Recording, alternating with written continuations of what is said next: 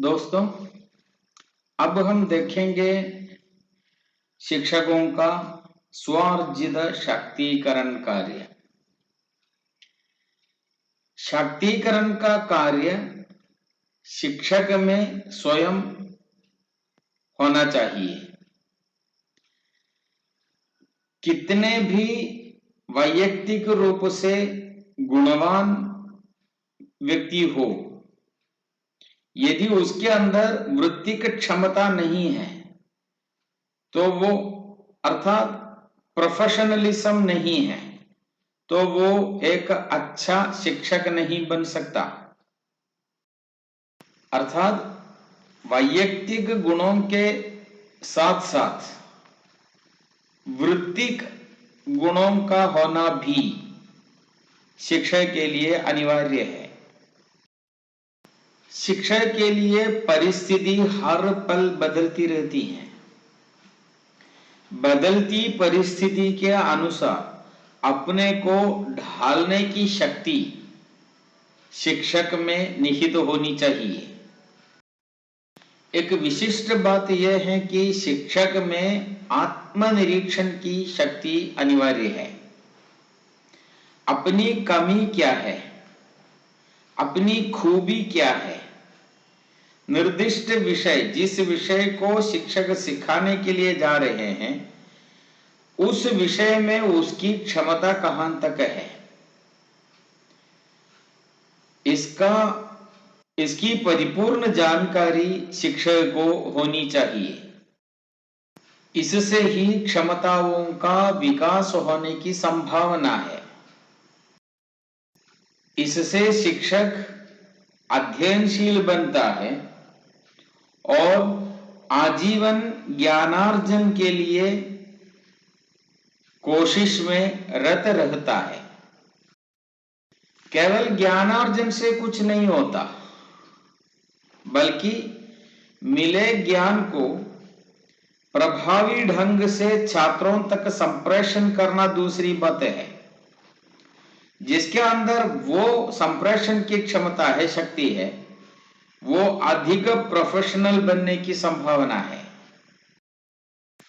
शिक्षक हर समय छात्रों के लिए प्रेरणा है।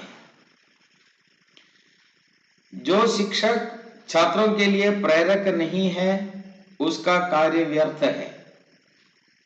इसके लिए शिक्षक को प्रथम चाहिए अपने सामने बैठे हुए छात्रों के बारे में जानकारी। शिक्षक को चाहिए कि वो छात्र को जाने,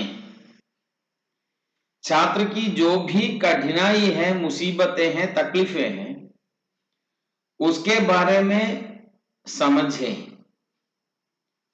उसके निवारण के लिए कोशिश करे, उससे सहानुभूति पूर्वक व्यवहार करे। छात्र को लगे कि मेरा शिक्षक मेरी प्रेरणा है। प्रोफेशन जो भी हो, माने वृत्ति जो भी हो, या जिसे हम व्यवसाय कहते हैं, जो भी हो, उसमें आत्मीयता पूर्ण व्यवहार नहीं कर सकते तो जीत हासिल करना मुश्किल है। शिक्षण के बारे में भी यही सही है। शिक्षक को चाहिए कि वो अपनी संस्था के बाकी सदस्यों के साथ अच्छा सा व्यवहार करे, अपनी संस्था के साथ आत्मीयता से व्यवहार करे, अपने संस्था के साथ अच्छा संबंध रखे।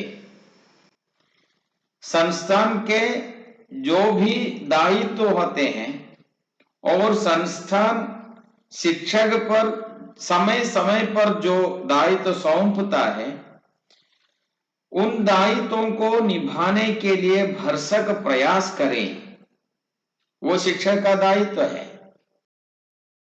यह सब स्वार्जित शक्तिकरण से संभव है। दायित्वों को सफलतापूर्वक निर्वाह करने के लिए स्वार्जित शक्तिकरण शाक्तिकरण अनिवार्य है। कोई भी व्यक्ति हमेशा दूसरों के सहारे जीवन का निर्वाह नहीं कर सकता। हर शिक्षक चाहता है कि अपनी कक्षा प्रभावपूर्ण हो, उसकी कक्षा प्रभावपूर्ण हो। यह प्रभावपूर्ण कक्षा चलाना हम जानते हैं एक सदुद्देश्य और वो सदुद्देश्य पूर्ण कार्य भी है। कक्षा सदुद्देश्य होता है, कक्षा चलाने का एक उद्देश्य होता है अध्यापक के अंदर। कक्षा में जो उद्देश्य होता है उस उद्देश्य को निभाने के लिए पूर्व तैयारियां करना अनिवार्य है। यह पूर्व तैयारियां तब हो सकती हैं जब शिक्षक शाक्तिकरण के कार्य में सफल हो, क्षमताओं के विकास में मददगार होने वाले अनेकानेक कार्यक्रमों को शिक्षक समय समय पर करता है। वो जी लगाकर कार्यकलापों में भाग लेते हैं। हमने पहले कहा शिक्षा की प्रक्रिया सदुद्देश्य होती है। उस उद्देश्य को छात्रों तक पहुंचाने के लिए अध्यापक शिक्षक कार्यकलाप करते हैं और कार्यशालाओं का प्रतिभागी बनता है और प्रक्रियाओं का नियोजन और कार्यान्वयन करता है।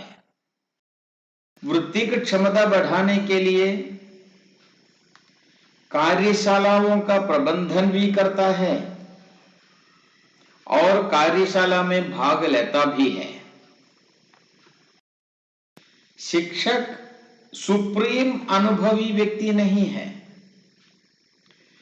समाज में अनेक बाकी शिक्षक भी है, समाज के विशिष्ट व्यक्ति भी है जो हमसे भी अधिक अनुभव प्राप्त किए हैं। उन व्यक्तियों के साथ संपर्क रखें और आवश्यक अनुभवों को स्वीकार करें और अपनी वृत्तिक क्षमता को बढ़ा दें। इसी प्रकार की प्रक्रियाओं में शिक्षक को जुड़नी चाहिए। शैक्षिक क्षमता को बढ़ाने के लिए सरकार द्वारा या विविध एजेंसियों द्वारा इन सर्विस कोर्स चलाए जाते हैं सेवाकालीन प्रशिक्षण का। उस प्रशिक्षणों में बिना हिचक से, बिना संकोच से तत्परतापूर्ण भाग लेना भी आवश्यक है।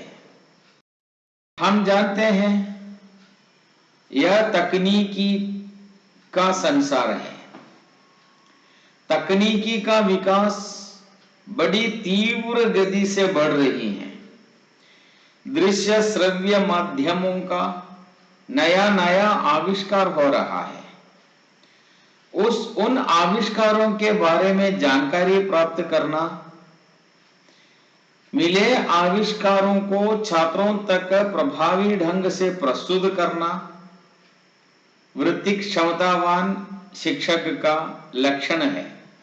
इसीलिए स्वार्जित शाक्तिकरण से ही शिक्षक को छात्र के सामने जाना चाहिए। नए नए प्रयोगों के बारे में, नवाचारों के बारे में जानकारी रखनी चाहिए और अवसर के अनुकूल, प्रसंग के अनुकूल उसे छात्रों के सामने प्रस्तुत करना भी चाहिए। और जिस विषय को शिक्षक सिखा रहे हैं, शिक्षण का कार्य कर रहे हैं, उस विषय पर जहां तक हो सके उच्चतर शिक्षा प्राप्त करना, उच्चतम शिक्षा प्राप्त करना भी चाहिए। व्यावसायिकता की यह वृत्ति या वृत्ति क्षमता बढ़ाने की यह वृत्ति निरंतर करती रहनी चाहिए। अपनी जो जानकारी है, अपना जो ज्ञान है, उस ज्ञान के विकास के लिए शैक्षिक पत्र पत्रिकाओं का उपयोग, उनका नियमित अध्ययन आवश्यक पड़ता है।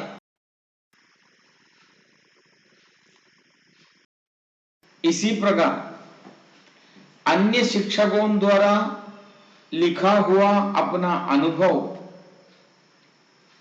विषय पर लिखे हुए शोध पत्र, लेख, अपने विचारों, उसी प्रकार शिक्षक द्वारा लिखा हुआ अनुभव, शोध कार्य, विचारों आदि का आदान प्रदान शिक्षण की प्रवृत्ति में उन्नति ला सकती हैं। कहने का तात्पर्य यह है कि शिक्षक को अपने व्यवसाय में, अपनी वृत्ति में वृद्धि सुनिश्चित करनी चाहिए। इस वृद्धि को सुनिश्चित करने के लिए क्रियात्मक अनुसंधान, एक्शन रिसर्च, प्रायोगिकरण, एक्सपेरिमेंटेशन आदि का सहारा भी अध्यापक ले सकता है। शिक्षा का लक्ष्य है समाज के लिए हितकारी बनना और नवाचार माने गुणात्मक परिवर्तन शिक्षा के क्षेत्र में ले आना। शिक्षकों का एक स्टडी ग्रुप होना चाहिए जो नए नए विचारों का अध्ययन करने के लिए सहायक होता है। उस स्टडी ग्रुप में नियमित रूप से भाग लेना भी चाहिए, क्योंकि नवाचार से हम गुजर सके और अपने को लाभान्वित हो सके। स्टडी ग्रुप में या अध्ययन समूह में भाग लेने से शिक्षक अपने आप सुधर जाता है, वो स्वयं निखार जाता है और सामने उत्पन्न होने वाली समस्याओं को निपटाने के लिए विकल्प ढूंढने में भी यह सहायक स्टडी ग्रुप सहायक बनता है।